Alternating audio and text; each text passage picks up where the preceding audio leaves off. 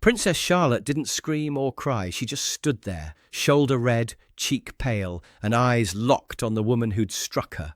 But before the shock could settle, a royal guard stepped forward, broke formation, and declared something no guard had ever dared say to a queen consort. "You've just attacked the future of this monarchy." What followed wasn't a scandal. It was a quiet war. Now, before I show you how the whole thing unfolded, make sure you're subscribed with the bell icon turned on and drop a comment telling us where in the world you're watching from, because what you're about to see isn't just about tradition. It's about what happens when a child is protected by more than blood. The sun hung over Windsor Castle that Tuesday morning, washing the east lawn in pale spring light. Cherry blossoms scattered across the courtyard, settling into corners where staff would sweep them later. A small white canopy had been raised for the charity unveiling, joint patronage event, hosted by the Princess of Wales. Children's choirs from across the country. The kind of function that looked innocent in press releases, but required weeks of logistical planning. Sergeant Alaric Denham stood at parade rest just beyond the seated crowd. His position wasn't ceremonial today. While other guards held visual perimeter points, he'd been placed deliberately near the royal enclosure, specifically behind the row where Princess Charlotte would sit. No one explained why. They didn't need to. Guards like Denham had learned to read assignments in Helmand Province, where the only thing between a convoy and an ambush was instinct. The princess arrived mid-morning with her mother and brothers. She wore a powder blue coat, hair braided neatly, her steps carrying that careful poise she'd somehow mastered too young. She waved when expected, smiled when appropriate.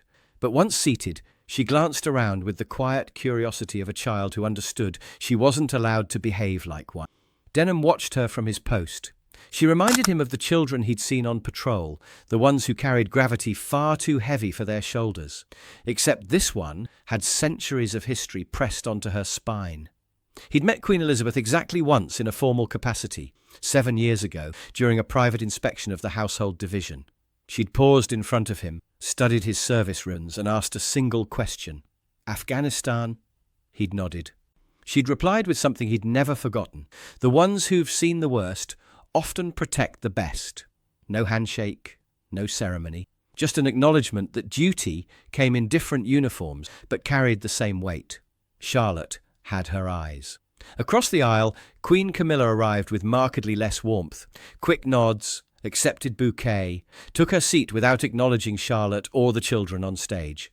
Denham noted the shift in atmosphere, a drop in pressure. The tension didn't show in her face, but it showed in how she clutched her handbag, white-knuckled, then too loose. Her lips pressed together whenever someone addressed William before her. She seemed wrong-footed. As if Charlotte's presence, attracting the press, drawing cameras, was somehow stealing her air. Denham had seen body language like this before, not just in combat zones, but among officers who hated not being the centre of the table. Jealousy had its own posture. The choir began, high voices cutting through spring breeze, cameras clicked softly in the distance. Dignitaries smiled. Charlotte beamed when a soloist from her school took the front microphone. Denham let his gaze sweep the audience again, but it returned to Camilla. She wasn't watching the stage, she was watching the child. Not observing, watching, jaw still, one hand twitching over the top of her purse. Denham had stood beside snipers. He knew what coiled stillness looked like. A breeze caught the edge of the canopy. The day felt calm, but his shoulders knew better. The longer Denham stood watch, the clearer the pattern became. Camilla wasn't shifting because of discomfort. She was irritated, ticking. Her eyes barely touched the choir. Every so often, she leaned to whisper sharply to an aide, tone hushed, jaw tight. Denham couldn't hear the words, but he could read the cadence. Clipped, dismissive, corrective. Across the aisle, Princess Charlotte sat with hands clasped in her lap, feet tucked politely beneath her seat. But she wasn't oblivious. Denham caught her glancing sideways, quick, practiced looks that any adult might miss. She knew something was wrong. The next choir finished. Applause swept across the lawn. As the children filed off stage, Charlotte leaned forward to whisper something to her brother. Camilla's eyes narrowed. One of her aides offered something from a document pouch, likely a cue sheet. She batted it away. Denham adjusted slightly on his heel, giving himself a broader view of both Camilla and the seating row. He didn't touch his earpiece, no radio check, no signal. But inside his head, old instincts stirred. The kind that told him to duck before an IED blew, or pivot just as a doorway exploded. He hadn't felt this in years, not in palace courtyards, not in ceremony, not while watching dignitaries pose for pictures, but he felt it now. Camilla glanced toward Charlotte again. Denham caught the full look this time, not anger, not even contempt, resentment, deep, seething, personal. He shifted his stance half an inch closer, subtle enough that no one but another guardsman would notice. But Charlotte did. She glanced up at him briefly. Denham did something he rarely did while on watch. He nodded once, barely. Charlotte looked back toward the stage, visibly calmed. He knew that look from her too. He'd seen it in refugee camps when a child found a single adult who wouldn't vanish. He hated that she had to use it. Across the lawn, staff brought out a display board for the children's artwork, crayon drawings labelled "My Royal Hero," to be presented to members of the family. Sweet gesture. But Camilla's eyes narrowed at the sight of Charlotte's name already labelled beneath one of the more prominent drawings. Denham didn't need a weapons checklist. Didn't need an exit route. All he needed was to watch that small gesture, Camilla's hand tightening over the edge of the chair, her lips thinning until they nearly disappeared. He'd seen that expression on tribal elders, seconds before they barked orders that ended in... She wasn't about to stand and leave. She was about to do something irreversible. And when she did, Denham would no longer be standing as a guard. He'd be moving as a protector. The children's drawings were paraded out with innocent pride. Little hands clutched coloured boards, each sketch scrawled with crowns, carriages, family portraits that looked more heart than accuracy. When Charlotte's turn came, she stood politely, accepting the paper with a small bow before retaking her seat. The applause was warm. Camilla didn't clap. Denham's gaze flicked across her face as the air seemed to thin. She leaned forward, her voice carrying just enough to reach Charlotte. "You think this is yours, don't you?" Charlotte, startled, turned. "It was my great-grandmother's, not yours." Her voice had the careful tone of a child correcting a mistake. The words weren't loud, but they cut sharper than any headline. Denham felt it crack across the lawn. Camilla's face froze, then twisted. The fury sharp and sudden, unmasked. Her hand came up without hesitation. Not a gesture, not a wag of a finger, but a full, sharp swing. The slap landed against Charlotte's arm and shoulder, a sound crisp enough to silence the crowd. The choir, the photographers, the aides, all of them froze. Charlotte gasped softly, her body jolting back against the chair. She didn't cry, not a tear. Her chin lifted instead, eyes glassy but defiant. The same stubborn jaw Denham had seen in her father. His training had drilled restraint into his marrow. A royal guard does not move unless threat is absolute. Protocol demanded he radio for senior staff, wait for clearance, let the system handle it through proper channels. But Denham had stood in enough bureaucratic machinery to know what it did. It processed. It delayed. It protected institutions over individuals. And in the seconds it took for that machinery to turn, children got hurt. He'd watched it happen in Helmand, when rules of engagement meant waiting for confirmation while civilians ran toward gunfire. He'd buried the translator who'd trusted that backup was coming. He'd written the letter to a mother explaining why protocol mattered more than her son. Not today. All of Afghanistan came rushing back. The alleyway where he'd stepped between a civilian boy and a militant's rifle. The convoy where he'd hauled a bleeding interpreter into cover despite orders to hold the line. He stepped forward. The polished boots echoed on stone as he broke from his post, shoulders squared, rifle firm at his side. The crowd gasped. Cameras caught every second. A dozen aides half rose from their seats, unsure whether to stop him or shield themselves. "Enough!"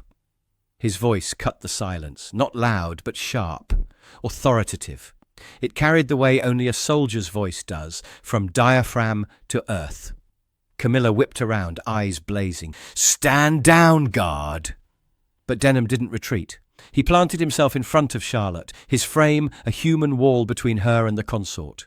Charlotte's hand reached instinctively, clutching the back of his tunic, as if to anchor herself to something solid. He didn't move, didn't flinch. His presence alone steadied her. The lawn was silent, save for the rapid clicks of phones recording what had just unfolded. Camilla's voice dropped to something venomous. "You will regret this. Do you know who I am?" Denham's gaze didn't falter. "I know exactly who you are, ma'am, and I know who she is." He glanced once, deliberately, to the little girl behind him, then back to Camilla. "My oath is to the crown, to its heirs, to its future. And if you raise your hand again, I will not stand still." Gasps rippled through the audience. No royal guard ever spoke like that. Not in public, not in defiance of a queen consort. Charlotte's fingers tightened on his tunic. Denham's body remained still as stone, but every line of him radiated what his words had already declared. This wasn't ceremony anymore, it was protection. "Step aside, guardsman," Camilla's voice was shrill now. "That is a direct order." Denham didn't move. The lawn held its breath. Charlotte stood behind him, her small figure framed by the crimson of his tunic and the stillness of his silhouette. She hadn't spoken again, but her fingers still gripped the fabric of his coat.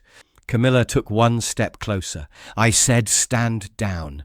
You will return to your post this instant, or face the consequences." Denham's voice came low, but steady. "This ends here." The words cut across the courtyard. Palace aides froze in place. Photographers lowered their cameras without realizing. Even the birds that had been chirping around the rose hedges seemed to stop. "You don't decide that," Camilla hissed. "You're a guard. You take orders."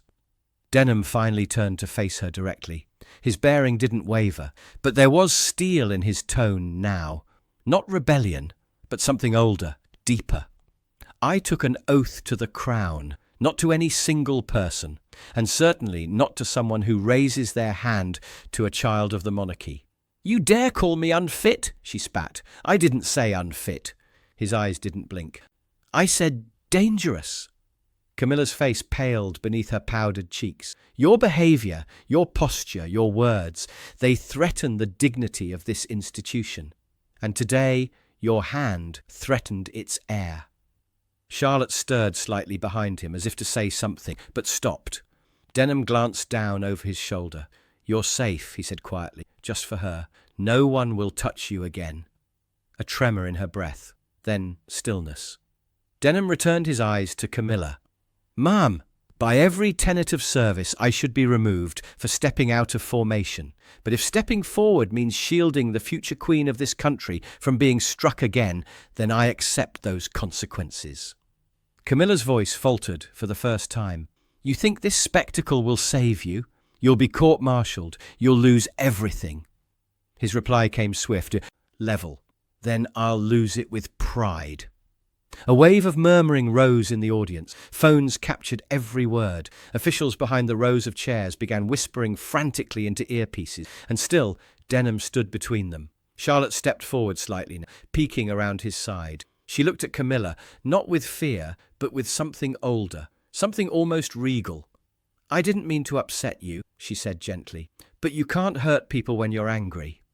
The words landed with a weight far heavier than her years. Camilla blinked, and for a moment there was something that almost resembled shame on her face. Then rage took its place. But before she could speak again, footsteps approached fast across the stone. Denham didn't turn, he didn't need to, because every royal guard knew that gate. Prince William was coming. The sound of polished leather striking stone echoed through the courtyard. Prince William didn't hesitate. He strode through the frozen crowd, face drawn tight, lips a pale line, eyes locked ahead, not on the press, not on the dignitaries, but on the space between Denham and his daughter. His voice, when it came, was low and deliberate. What happened? No royal address, no pageantry, just 3 words, flat and deadly. Charlotte stepped partially from behind the guard, her chin still lifted, though her cheeks had reddened from the blow. "She hit me." The words were so quiet they barely carried, but they landed hard. William's face didn't move, not even a blink, but his breathing changed, sharpened, slower. Denham didn't turn to meet his eyes. Confirmed, sir. I witnessed the action. Intentional contact. Delivered with force. Camilla's mouth dropped open. She misspoke. She was being rude. I was correcting her. William cut her off with a look so cold it burned. You struck my daughter. In front of an armed guard. In front of an audience. And you expect justification? It wasn't like that. Camilla tried again, stepping forward. It was a misunderstanding. There was no misunderstanding, Denham said firmly. A court aide nodded from the perimeter. Another woman, one of the child choir supervisors, raised her hand. I saw it too, Your Royal Highness. More murmurs now. The air had shifted completely. Whatever control Camilla had once wielded over the room through status, name, title was slipping. William didn't move closer, didn't raise his voice. But when he spoke again, the royal tone had returned. I stand with the guard. Camilla visibly reeled. Excuse me. He acted on his oath, on behalf of the crown, on behalf of my daughter. He turned, placing a hand gently on Charlotte's shoulder. Which is more than I can say for you. The press didn't need permission. Cameras clicked in rapid succession. Flashes began strobing behind the hedges. Somewhere in the back, an aide was already on the phone with legal counsel, but none of that mattered now, not to Denham, because when Charlotte's hand slid back into his, squeezing gently, it was the only moment he allowed himself to exhale. William nodded once more, toward Denham this time. Escort my daughter inside, and remain by her side until I say otherwise. Denham bowed slightly. Yes, sir. Camilla stood alone, surrounded by aides who no longer dared make eye contact. The wind picked up as Denham led Charlotte away, his frame a living shield. He didn't look back. He didn't have to, because everything behind him had already begun to unravel. The chamber was quiet, except for the ticking of the grandfather clock tucked between two oak-panelled shelves. Afternoon light filtered through stained glass, painting the floor in fractured reds and golds. It was not a room for ceremony. It was a room for reckoning. Inside, seated at the long walnut table, were Prince William, Princess Catherine, Colonel Hargrave of the Coldstream Guards, and Sergeant Alaric Denham, who stood at attention, unflinching, in full dress uniform with his bearskin tucked beneath one arm. Charlotte had been taken elsewhere, under protection. The decision had already been made. This would not be a meeting where she was asked to relive anything. Colonel Hargrave folded his hands. Sergeant, give your account. Denham spoke with clarity. No embellishment, no hesitation. Following the third choir performance, Her Royal Highness Princess Charlotte corrected Queen Camilla on a verbal historical reference. In response, the Queen Consort delivered a physical strike, open hand to the upper left shoulder and neck area, intentional. No loss of balance, no misfire, witnessed by civilians, personnel, and security aides. He paused only long enough to breathe. I stepped forward to shield the princess, issued verbal command. Queen Camilla attempted to override with order to return to post. I refused. I declared intent to protect. I informed her that my oath was to the crown, not to her. Colonel Hargrave said nothing. William remained silent as well, letting the weight of each word settle. You have placed yourself, William said finally, against the consort of the king. Denham met his gaze. No, sir. She placed herself against the crown. The silence that followed was not empty. It was heavy, dense with meaning. Catherine's eyes dropped briefly to her lap, but William's never moved. That phrase, said quietly, may outlive us all. Colonel Hargrave cleared his throat. With respect, sir, this soldier knowingly broke protocol in the field, but what he upheld exceeds the letter of that protocol. William nodded slowly. He upheld the spirit of it. He looked back at Denham. You understand what this means? Yes, sir. You are now a symbol. I didn't ask to be one. That's what makes it honest, William replied. He stood, walking to the window. Beyond it, the courtyard was nearly empty now. Camilla had left. Officially, she'd retired for the afternoon. But inside this room, the monarchy was no longer passive. William turned back to them. Effective immediately, Sergeant Denham is reassigned under direct protection detail to Her Royal Highness Princess Charlotte. Until further notice, his authority supersedes all ceremonial protocols. Hargrave raised an eyebrow, but said nothing. The order had come from the heir himself.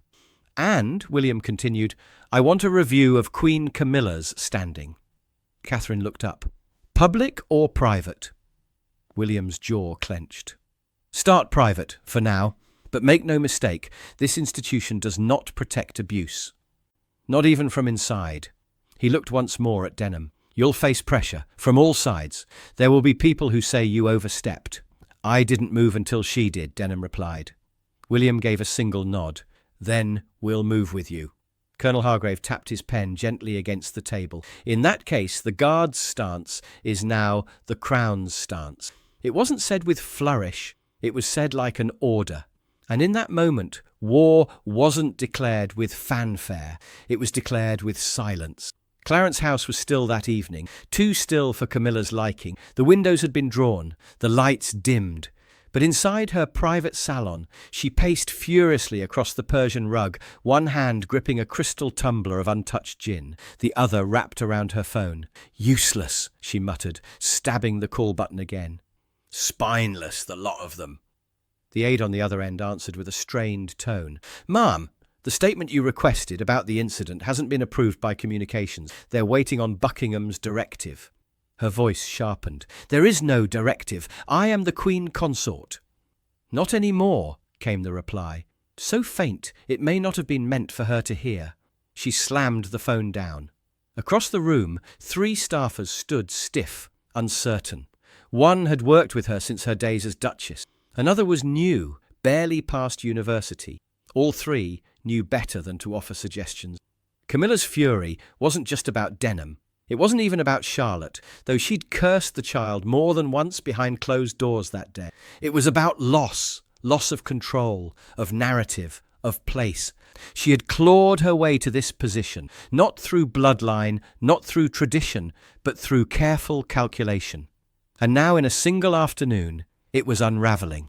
The Guard, that bloody Guard. He hadn't just defied her, he'd drawn a line between her and the monarchy itself, and William had chosen a foot soldier over her. In private she raged to anyone who'd listen. "He humiliated me, he let her speak first, let her accuse, like I'm the one who doesn't belong." One aide dared speak. "There are recordings circulating, ma'am. Civilian footage. We believe several staff witnesses may have already given statements." Camilla's shoulders tensed. "Discredit them. Say they misread, misremembered. Charlotte tripped, say that." But even she could hear the hollowness of it. You couldn't edit a slap out of the public eye, and especially not when that slap had landed on the heir. She tried another route, called in old favours, hinted at legal overreach, accused the Guard of theatrics and William of dangerous populism. But the tide didn't move. 2 of her patronages had already quietly requested postponement of upcoming engagements pending schedule review. The phrasing was diplomatic. The meaning wasn't. 3 senior aides from Charles's office had stopped returning her calls. Even her private secretary, loyal for a decade, had asked for personal leave to consider future arrangements. The palace wasn't staging a coup. It was simply stepping back, letting gravity do the work. Behind the palace walls, conversations were already shifting. Staffers who once smiled politely now looked through her. The press hadn't published anything yet, at least nothing inflammatory, but the absence of spin was its own omen. No defence meant no defenders. She poured the gin down the sink. In the mirror, her reflection looked older than she remembered. Not dethroned, but unmoored. The door closed softly behind her as the last aide left for the night. Camilla stood alone in silence, still trying to believe this could be undone. But in the back of her mind, she knew she hadn't lost the public, not yet. She'd lost the palace, and it wasn't coming back. The long gallery at St. James's Palace was dressed in nothing more than silence. No red carpet, no ceremony, just centuries-old portraits watching from the walls as the present decided the future beneath them. Prince William stood at the centre of the room beside Princess Catherine. Behind them, senior aides from the royal household remained motionless, witnesses, not participants. And at William's left shoulder, standing like a sentinel, was Sergeant Alaric Denham. Charlotte stood a few feet forward, a small figure in navy blue, hands folded before her, chin lifted. No child should have been asked to be in that room, but Charlotte hadn't asked. She'd insisted. Across from them, Camilla stood rigid. She wore a high-collared black coat, her expression still noble but frayed at the edges. Her lips were painted with precision. Her eyes were hard with defiance. "I won't be put on trial," she said flatly. William didn't blink. "You're not on trial." Camilla let out a tight breath. "Then what is this? A performance? A shaming ceremony? Shall I curtsy before I'm dismissed?" Catherine spoke gently. "You were asked here to listen, to hear what this moment demands, no more, no less." Camilla scoffed, but William stepped forward. "You struck a child. You struck the crown's heir. And when asked about it, you lied."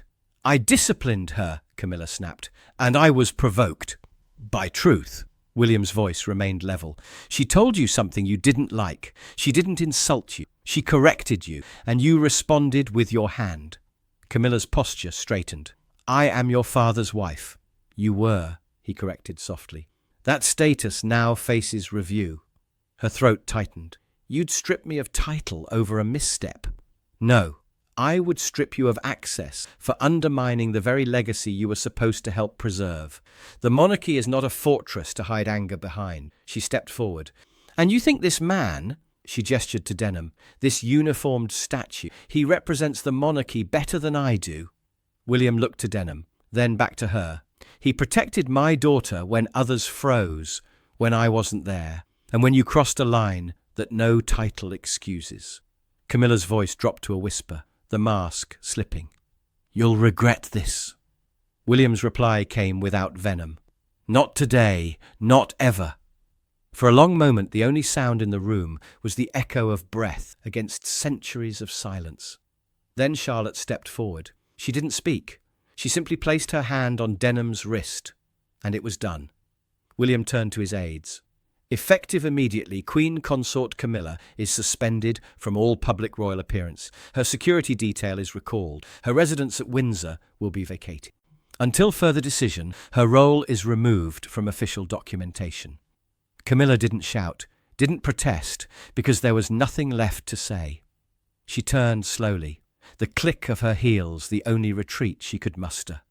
And as she passed Denham, she paused, just long enough to say, without looking at him, "You've made powerful enemies today, guardsman." Denham didn't flinch, didn't speak.